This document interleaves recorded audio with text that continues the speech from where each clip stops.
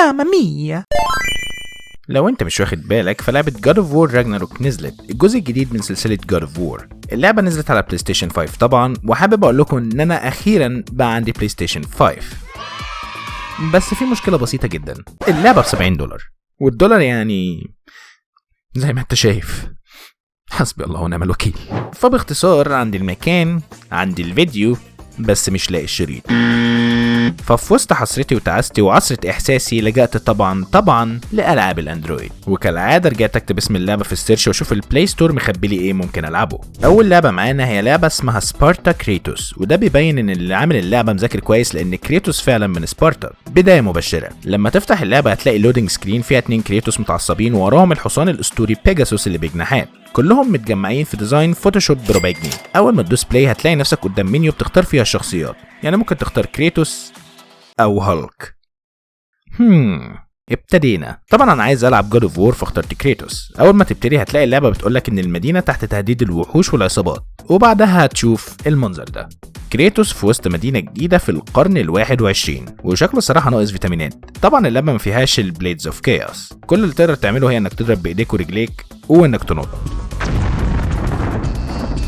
وبعد ما تضرب اول 2 الليفل بيخلص، بيطلع اعلان كعادة كل العاب الموبايل وتخش في الليفل اللي بعده، واللي بتعمل فيه نفس الحاجه بس الفرق ان عدد الناس بيكتر بس. واكتشفت بعدها انك ممكن تشيل عربيات وترميها على الانميز تموتهم. مع الوقت لقيت ان اكتر طريقه فعاله انك تنط عليهم وهتلاقيهم ماتوا من نطه واحده. من الاخر دي لعبه هالك، بس الديفلوبر حب يلحق ترند جاد اوف وور، راح مزود موديل كريتوس وراح شقلب وجري. اللعبه اللي بعدها اسمها جاد اوف باتلز 2020، ودي لعبه ما فيهاش زرار ستارت، فيها زرار سالير وجوجار، يعني اللعبه بالاسباني اصلا. لما فتحتها اكتشفت انها فايتنج جيم بتحكم في كريتوس وهو بيحارب وحش غريب الشكل، واللعبه مره واحده بتبقى زي ليج اوف ليجندز، بمعنى اني بوصل لمرحله اني مش فاهم ايه اللي بيحصل في الجيم.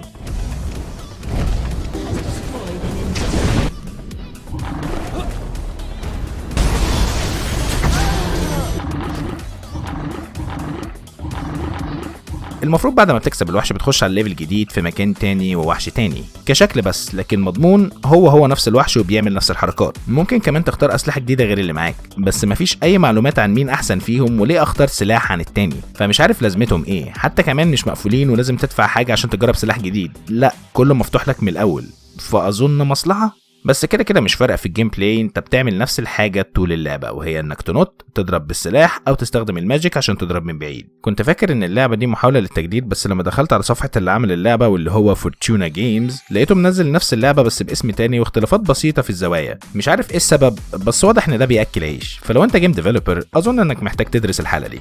اللعبه اللي بعدها اسمها جاد سبارتا، ولما تفتحها هتلاقي صوره كريتوس وهو بيعمل فينش في واحد، اللي هو طب كويس سكرين شوت من اللعبه، بس يا ترى هل اللعبه دي هتبقى زيها؟ لسه ما نعرفش. وكمان كان في داونلود للجيم داتا كان محتاج يخلص الاول، واستنيت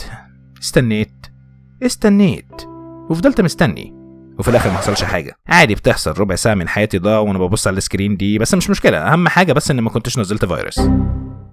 اللعبه اللي بعد كده اسمها انفينيتي وور فايت افنجر، وبتبتدي برسمه سرياليه مبكسله تحس انها جايه من فيلم هيركليز بتاع ديزني. بعد كده الزراير بتطلع اركيد وفيرسز وتريننج وغيره، ولما تدوس اركيد بيطلع لك منيو كاركتر سيلكشن في كذا شخصيه، بس انا دوست كليك بالغلط لقيت نفسي مختار زوس، بس قشطه قلت اجرب. اللعبه طلعت فايتنج جيم، واول واحد جه قدامي هو خرتيت. ابتديناها بانيمال ابيوز، في كذا زرار بكذا ضربه، بس لقيت انك لو فضلت تعمل سبام في اخر زرار على اليمين هتفضل تضربه وتكسب من غير ما تتضرب ضربه واحده، وفعلا ده اللي حصل. وجي الليفل اللي بعده واللي طلع لي فيه لوكي، بس الموديل بتاعه كان الاراجوز من اللي كانوا بيرقصوا للملك في العصور الوسطى. بعد ما كسبته لاحظت ان مفيش شخصيه بتبقى شبه صورتها، يعني الوحش اللي بعده كان اسمه سكيلتون ودي صورته، وجوه الجيم ده شكلها. اللي بعده شخصيه اسمها راجنر ودي صورته، بس جوه الجيم ايه ده؟ كريتوس. وبما انها جاد اوف وور فقرر يعمل عليا كومبو. المهم بعدها كسبته وقررت اطلع المين منيو تاني عشان العب بيه. جالي اول واحد كان اسمه ابولو، تقريبا ده الوحيد اللي صورته شبه شكله في الجيم. جربت اعمل سبام لنفس الزرار بس اتضح ان حركات كريتوس مختلفه عن زوس، فلقيت نفسي بتضرب عادي وبخسر، فقلت لا الصراحه عيبه في حق كريتوس، ورحت داخل على اللعبه اللي بعدها واللي اسمها جيم اوف جادز، وما كنتش فاهم في الاول فيه ايه، بس لقيت جاد اسمه فالدير بيقول دافع عن البوابه المدوره وما تخليش الديمونز يعدوا منها، وبيبقى معايا شويه باورز بستخدمها عشان اموتهم. بعد كده جات لي واحده تانية اسمها اوديا قالت لي ان احاول اخد بالي ما اموتش بشر من اللي بيجروا وسط الديمونز. وبعدها بشويه ينزل واحد تاني، المره دي كريتوس بس لابس فورمال، لسبب ما، واول ما شفته في كام ميم جه في دماغي، زي لما تكون عايز تقتل الديمن بس عندك شفت بالليل. ازيك يا عمي، انا جاي اتقدم لفاي وجايب معايا اولمبا وتسالي. ثمنيل فيديو هيتمان الجاي. بس كفايه كده، نرجع للجيم. بعد ما كريتوس بيجي اللعبه بتديك الاختيار انك تنقذ البشر وانت بتقتل الديمونز، او ما تهتمش وتخليهم يموتوا كبش فدا. والمفروض كل جاد هيفرح او يزعل على حسب انت اخترت ايه. لو اخترت تنقذ اوديا هتحبك، ولو قررت تقتل فالدير هيحبك. المفروض بقى كل جاد هيظبطك في قدرات او باورز حلوه قدام. وزي ما هو واضح اللعبه تاور ديفنس بتمنع الديمونز انهم يوصلوا للبوابه، وعندك كذا نوع انمي وكذا نوع ضربه، وكل ضربه بتستهلك طاقه معينه، فلازم تعرف توازن وتحدد تستخدم انهي باور مع انهي انمي. يا اما الطاقه بتاعتك هتخلص وتفضل مستني شويه تشحن، وساعتها الديمونز هيكونوا وصلوا للبوابه. اللعبه مش وحشه الحقيقه، بس واحده واحده كده بتبتدي تعمل لك جرومينج، وتبتدي توريك الابجريدز اللي محتاج تعملها، وتديك كوينز ببلاش في الاول عشان تهيئك انك تبتدي تشتري حاجات جوه اللعبه بفلوس حقيقيه، واللي اي لعبه فريميوم على الموبايل بتعمله عشان ياكلوا عيش. بس اظن ان في حاله اللعبه دي بالذات عادي، لان لحد دلوقتي ما طلعليش اي اعلان.